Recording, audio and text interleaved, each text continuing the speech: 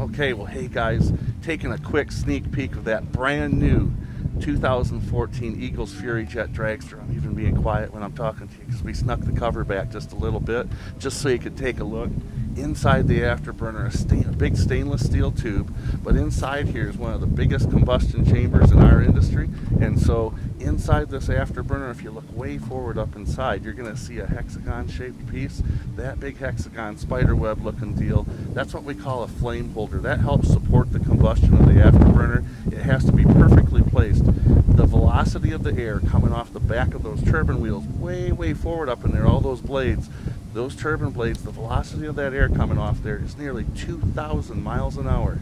So at 1,800 to 2,000 miles an hour, that's a lot of airflow to reintroduce more fuel. If you look up inside there, just forward, if you can see it, forward of that flame holder is a ring to the outside of that pipe with 8 nozzles coming in at different angles on those nozzles. Those nozzles are equally spaced.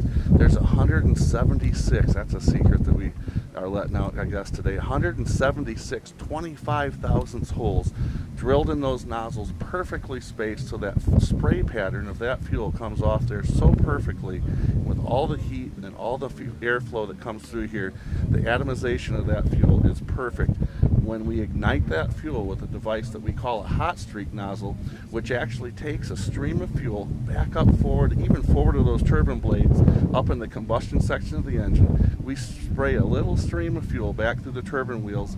As it comes through the combustion chambers, it lights that fuel and it bleeds fire through the turbine wheels. When that driver hits a red button that's up on the throttle that you'll see here in just a little bit, that fuel flows through that series of fuel nozzles back here. All that fuel that's flowing is going to be ignited by that hot streak nozzle, that little stream of fuel that we shoot through the turbine wheels.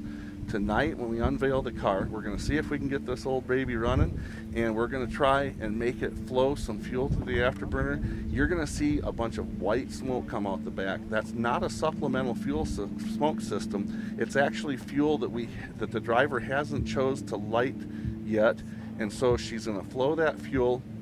She'll hit that hot streak switch, or that hot streak button, which is the afterburner ignition on the steering wheel, and we'll have probably 20 or 25 feet of fire coming out of here. And as you can see around the campus here, there's a bunch of trees and bushes, and somewhere in the Bible it talks about the burning bush. But we might reintroduce that chapter of the Bible tonight, because I know where we're going to run this thing, and there's a bunch of bushes back there. We'll see what we can do, and we'll make the groundskeepers here at Embry-Riddle do a little touch-up after we're done, probably. But very interesting device. Look up on the internet about afterburners. They're really neat, huge power-making devices. So let's we're going to cover this thing back up. Hopefully nobody caught us. I know Elaine's up there right now.